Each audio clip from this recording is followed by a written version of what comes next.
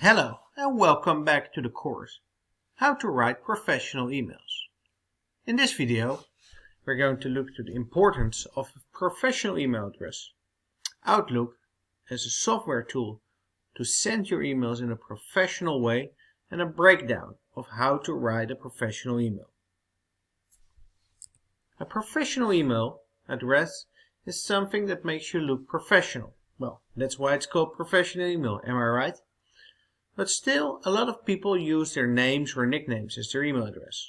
For instance, coolguy007@themail.com. This may look nice, but is very unprofessional. It's better to have your real name included, like menobot@themail.com. It's more suitable, makes you more credible, and lets you show that you can work in a professional way. So think about your current email address. Does it give you a professional attitude? Or should you change it to something else? When you're finished with deciding what email address you will use, it's time to look at the software. One of the professional software programs is Outlook. Outlook comes in many forms. You have Outlook Express, which is usually installed, or Outlook, which is part of the Office program. So, if you're using Outlook, either the web version or the software version, there are a lot of options you can do. In this course, we will only go to create new email. It's written here, new email. And from here you can choose your email address. So it has to look professional. Here you write the name and you want to send it to, the subject, and how to write your email in the end. And you can make a nice ending to make it look more professional.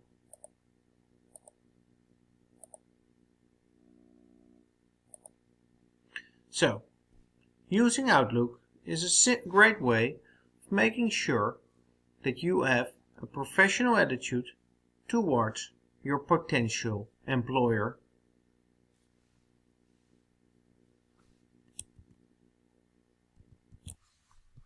So when you have a professional email address, you know which software to use. Choosing the right font is really important. Most email services, like Outlook, allow you to write your email in a variety of fonts and text styles. For a formal email, however, keep things conservative, with fonts like Times New Roman and Arial. Avoid cartoony fonts like Comic Sans or Old English. Use a 12-point type font size. Avoid italic, highlighting or multicolored fonts. Do not use all caps. They make it look like you're shouting at the recipient.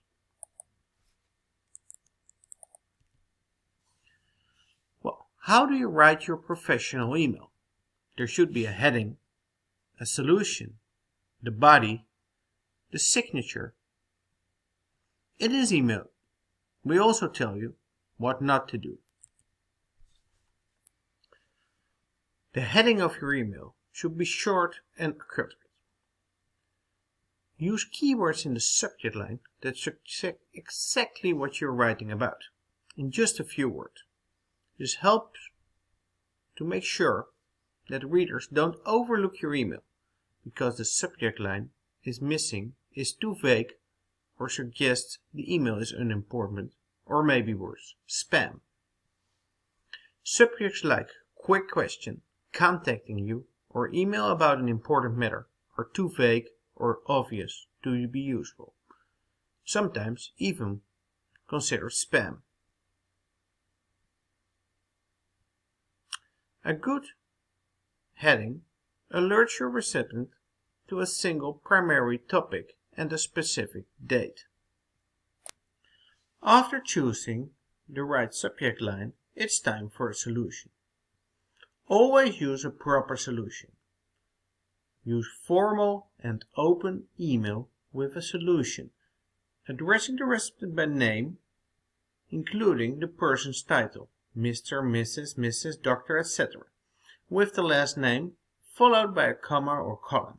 You can proceed with the solution with dear if you like. Dear Sir, Madam, Dear Sir or Madam, or to whom it may concern. Do not use informal ones like hello, hey, hi, or any other informal solutions. After the solution, it's time to introduce yourself. You introduce yourself in the first paragraph if you're writing to someone who doesn't know you yet, or you have an existing relationship with, such as a new customer, hiring manager, or government official. Tell them in 1 or 2 sentences about your goal. For example, when writing to a potential employer, you might say, my name is Earl Rivers. I'm contacting you to apply for the administrative assistant position listed on careerxiz.com. After you introduced yourself, it's time to prioritize the most important information, the general reason you're writing, and you can follow up the body of the email. When writing to a government official, for instance, you may start by saying, my name is Arlene Rivers. I obtained your email address from the Winchester Clerk website, and I'm writing you the context of the traffic situation I received on 1st of December 2009.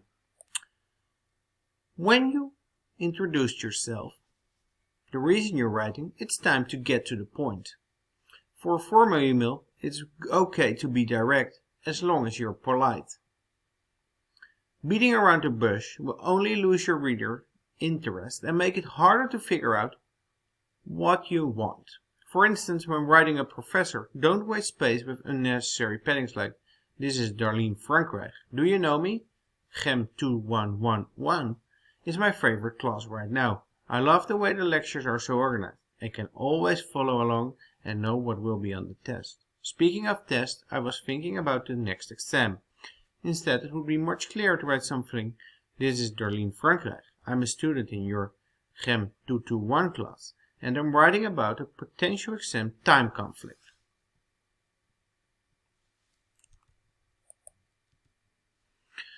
Important is, keep it brief. There's no set length for how long your email should be. However, it's a good idea to keep an email about 1 screen length. If your email is relatively lengthy, break it up into short paragraphs so the reader can easily screen the email. Insert a line break between each paragraph instead of ending. Use formal language. Since emails are written for professional context, you want to give a good impression.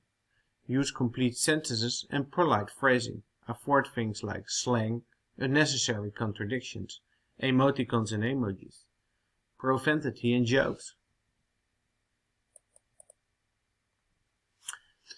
When you're done and are ready to close your email, make sure that you choose a proper form of closing. As with solutions, there are a variety of ways of closing that are acceptable in formal emails. Make sure to follow up with your full name and job title or other signature.